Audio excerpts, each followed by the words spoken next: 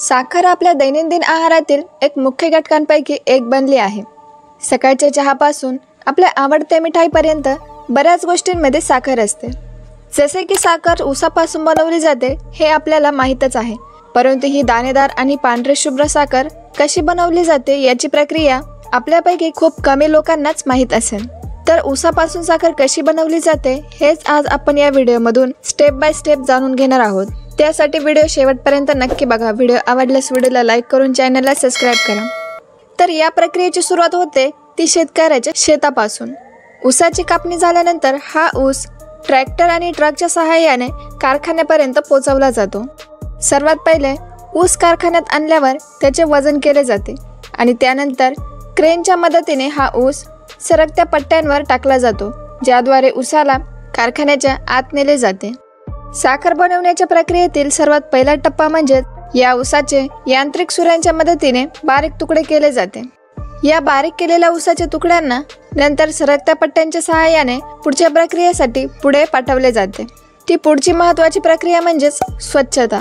या ऊसाच्या तुकड्यांना गरम पाण्याच्या सहाय्याने स्वच्छ केले जाते, कारण ऊसाचा रस काढण्यापूर्वी त्यावरील चिखल किंवा इतर प्रकारचा कचरा साफ करणे महत्त्वाचे आहे। धुवून स्वच्छ केलेला ऊस हा पुढच्या प्रक्रियेसाठी पाठवला जातो। ती प्रक्रिया म्हणजेच रस काढणे। स्वच्छ केलेला ऊस हा मोठ्या श्रेडर मशीनमध्ये टाकला जातो। या मशीनमध्ये कठीण ऊस तोडून त्यातून रस काढला जातो। 2 ते 3 वेळा या मोठ्या रोलरमधून ऊसाला फिरवले जाते, त्यामुळे ऊसातून जास्तीत जास्त रस काढला जातो।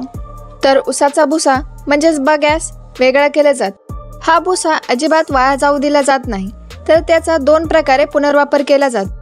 एक तर त्यातील काही भुसा हा कंपोस्ट बनवणारी कंपनी विकत घेते, तर उरलेला भुसा हा त्याच कारखान्यात बॉयलरसाठी इंधन म्हणून वापरला जातो। साखर बनवण्याच्या प्रक्रियेतील पुढील स्टेप म्हणजे लॅब टेस्टिंग।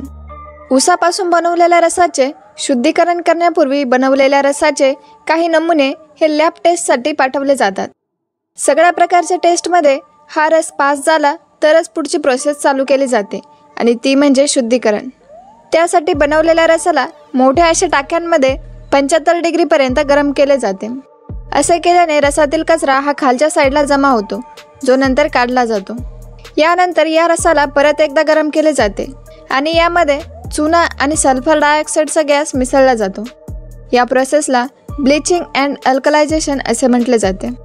तसेच या प्रोसेसमध्ये वरच्या साईडला इम्प्युरिटीच्या रूपात फेस तयार होतो। या फिरत्या पंखांच्या सहाय्याने हा फेस बाहेर काढला जातो आणि उरलेला स्वच्छ रस बाष्पीभवन प्रक्रियेसाठी पाईपच्या सहाय्याने पाठवला जातो। बाष्पीभवन प्रक्रियेत शुद्ध रसाला एक इव्हॅपोरेटर मशीनमध्ये टाकले जाते आणि इव्हॅपोरेशन प्रोसेसनुसार त्या रसातील पाण्याची वाफ होते आणि अशा प्रकारे त्या रसातील पाणी काढले जाते आणि खाली उरतो तो त्या रसाचा घट्ट असा पाक। जोपर्यंत हा पाक साखर बनवण्यायोग्य होत नाही तोपर्यंत त्याला अजून गरम केले जाते। यानंतर या घट्ट पाकाला साखरेचा आकार आणि कलर देण्यासाठी त्यात सुक्रोज टाकून सेंट्रीफ्यूज मशीनमध्ये खूप जोरात मिक्स केले जाते। दरम्यान या घट्ट पाकाची क्रिस्टल तयार होतात की नाही यासाठी टेस्ट केली जाते। या प्रक्रियेत या काळपट पदार्थावरची मळकट घाण एका बाजूला निघते, ज्याला मळी असे म्हटले जाते। याच मळीचा वापर हा शेतात खत म्हणून किंवा दारू बनवण्यासाठी केला जातो। या क्रिस्टलायझेशन प्रोसेसमधून या पदार्थाचा रंग बदलून खाली उरतो तो सफेद क्रिस्टलाइन पदार्थ म्हणजेच साखर। परंतु ही बनवलेली साखर खूप ओली असते, त्यामुळे तिला 120 डिग्रीच्या ड्रायरमध्ये फिरवले जाते आणि बनवलेली ओली साखर सुकून जाते। या बनवलेल्या साखरेचे व्हायब्रेट होणाऱ्या चाळणीच्या सहाय्याने 3 प्रकारच्या साखरेमध्ये वर्गीकरण केले जाते आणि यातून 3 वेगवेगळ्या आकाराची साखर मिळते आणि ही मिळालेली साखर मशीनच्या सहाय्याने पॅक केली जाते। आपण जी साखर रोज वापरतो ती रिफाईन केलेली साखर असते आणि या साखरेला रिफाईन करण्यासाठी डबल सल्फिटेशन मेथडचा वापर केला जातो। परंतु या प्रोसेसमध्ये वापरल्या जाणाऱ्या सल्फर डायऑक्साईडमधील काही प्रमाणात सल्फरचे प्रमाण हे साखरेत तसेच राहते आणि ते मानवी आरोग्यासाठी हानिकारक ठरू शकते। सल्फर डायऑक्साईडऐवजी ॲक्टिवेटेड चारकोलचा वापर करूनही साखर बनवली जाते। म्हणूनच तुम्ही मार्केटमध्ये सल्फर फ्री साखरेविषयी नक्कीच ऐकले असेल।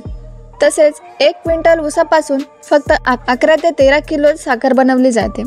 तर आता तुम्हाला कळलं असेलच की कारखान्यात साखर कशी बनवली जाते। माहिती आवडली असेल तर व्हिडिओला लाईक करून चॅनलला सबस्क्राईब करा।